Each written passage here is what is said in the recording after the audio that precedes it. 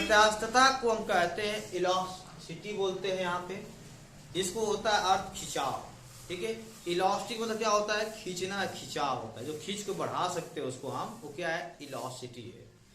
देखो वो प्रत्यास्थता किसे कहते हैं, जब किसी वस्तु पर विरूपक बल लगाने पर, जब किसी वस्तु पर विरूपक बल लगाने पर वस्तु के आकार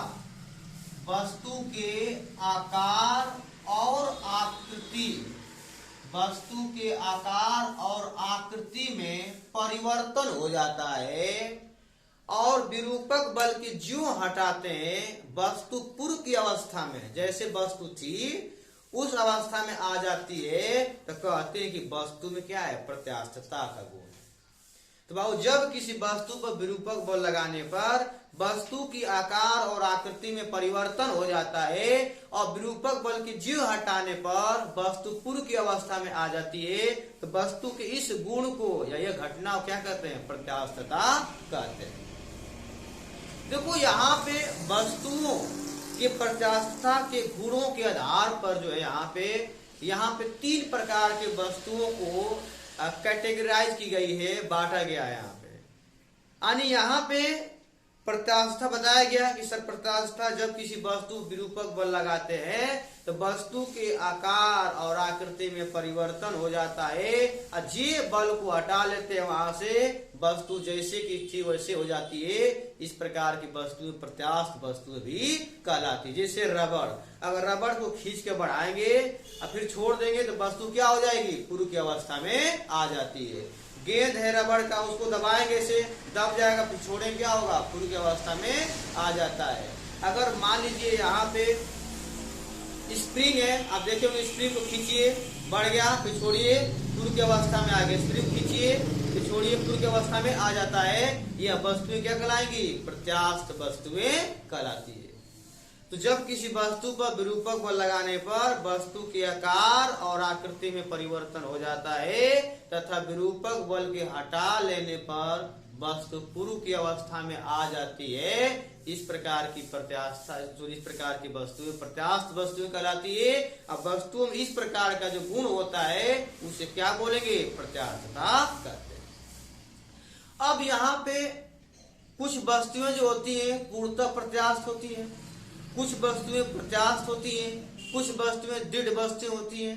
तो पहले समझेंगे दृढ़ वस्तुएं किसे कहते हैं।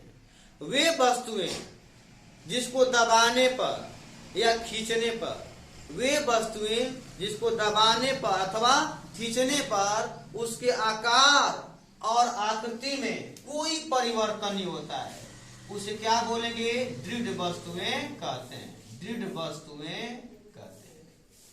वे वस्तुएं, दृढ़ मतलब मजबूत, वे वस्तुएं जिस पर विरूपक बल लगाने पर या उस पर बल लगाने पर उसके आकार में और आकृति में कोनो परिवर्तन नहीं होता है, कोई चेंजिंग नहीं होती है, तो उस वस्तु को क्या कहते हैं, दृढ़ वस्तुएं। जैसे दीवार खींचे बढ़ाई बढ़ेगा, नहीं बढ़ेगा। इसके बाद लोहा खींचे बढ़ेगा, नहीं बढ़ेगा। ब्रेंच बढ़ेगा, नहीं बढ़ेगा। यानी पत्थर खींचे बढ़ाई बढ़ेगा, नहीं बढ़ेगा। लेकिन मैं बता दूं, दुनिया में कोई भी वस्तु आज तक दृढ़ वस्तु नहीं है। कोई दुनिया में ऐसा कोई भी वस्तु नहीं है जो दृढ़ है। क्या दीवार नहीं टूट सकता है? टूट सकता है। आप जो कि बेंच को तोड़ सकते हो, टूट जाएगा ना। दृढ़ मतलब कि उसको कभी कुछ क्षति न कर पाए, नष्ट नहीं कर पाए। वो देखा जाए, एग्जाम्पल में दे दिया, दीवार, हीरा दे दो, हीरा कठोर वस्तु होती है आपका। इसके बाद आपका पत्थर है, आपका ईंट है। लेकिन ऐसा नहीं कि ईंट नहीं टूटेगा, ऐसा नहीं कि दीवार नहीं टूटेगा। दुनिया में कोई वस्तु प्रत्यास्थ, कोई दृढ़ वस्तु नहीं होती है। लेकिन एग्जाम्पल के तौर पर मैंने बता दिया, ठीक है।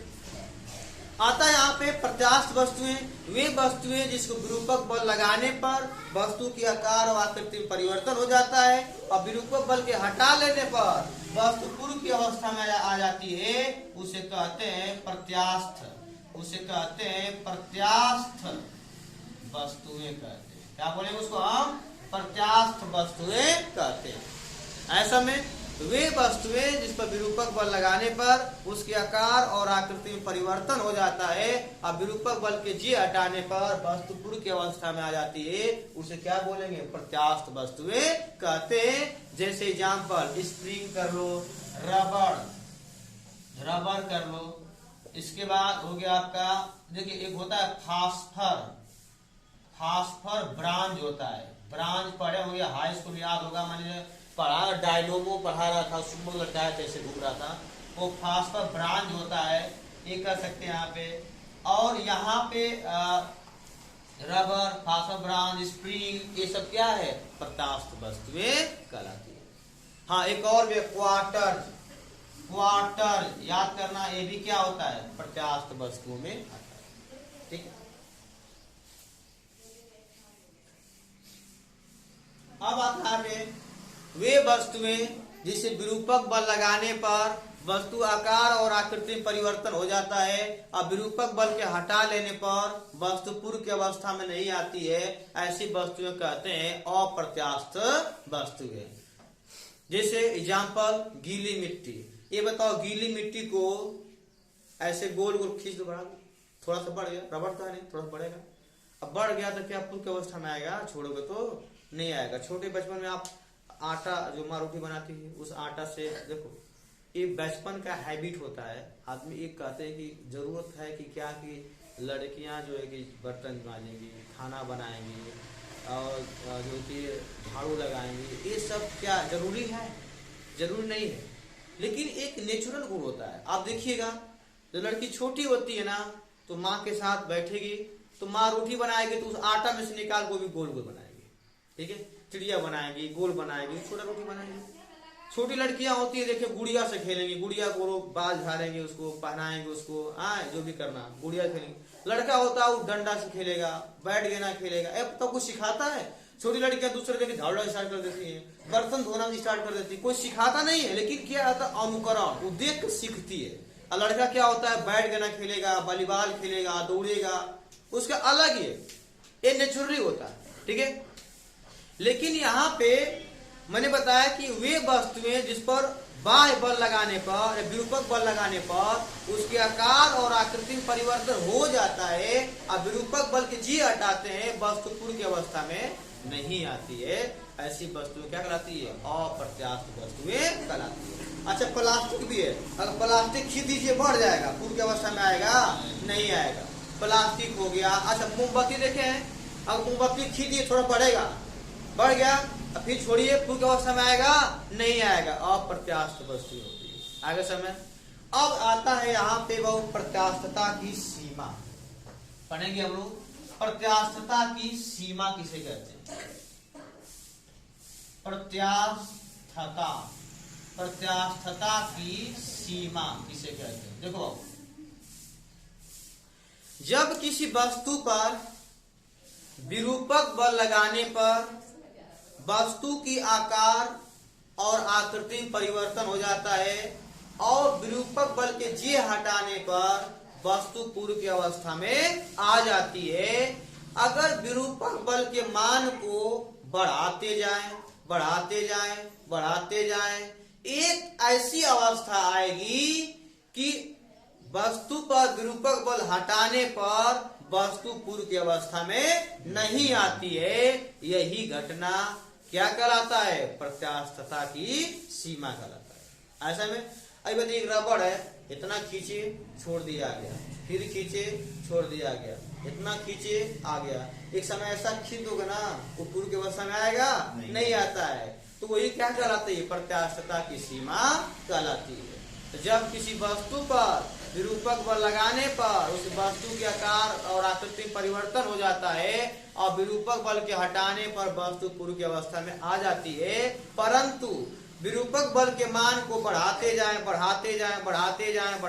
एक समय ऐसा आ जाएगा कि वस्तु पूर्व की अवस्था में नहीं आती है विरूपक बल लगाने पर। यह कहलाता है प्रत्यास्थता की सीमा। ऐसा में अगला टॉपिक आता है आप लोग का प्रतिबल क्या होता है, समझेंगे। देखो, साम्य अवस्था में, एक बार इसको यूज कर देता हूं,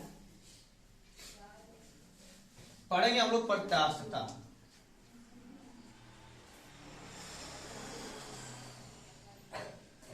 प्रत्यास्थता, प्रतिबल, क्या पढ़े हम लोग? प्रतिबल पढ़ेंगे। क्या पढ़ेंगे? प्रतिबल। देखो किसे कहते हैं प्रतिबल? साम्य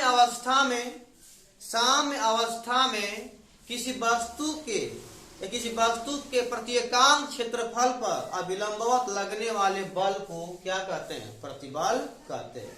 साम्य अवस्था में वस्तु की अनुप्रस्थ काट के एकांक क्षेत्रफल पर कार्यरत अविलंबवत या कार्यरत बल को क्या कहते हैं? प्रतिबल कहते हैं। साम्य अवस्था में किसी वस्तु के प्रत्येकांक क्षेत्रफल के लंबवत या विलंबवत लगने वाले बल को प्रतिबल कहते हैं। प्रतिबल बराबर सूत्र होता है बल बटा क्षेत्रफल। क्या होता है प्रतिबल? बल बटा के क्षेत्रफल।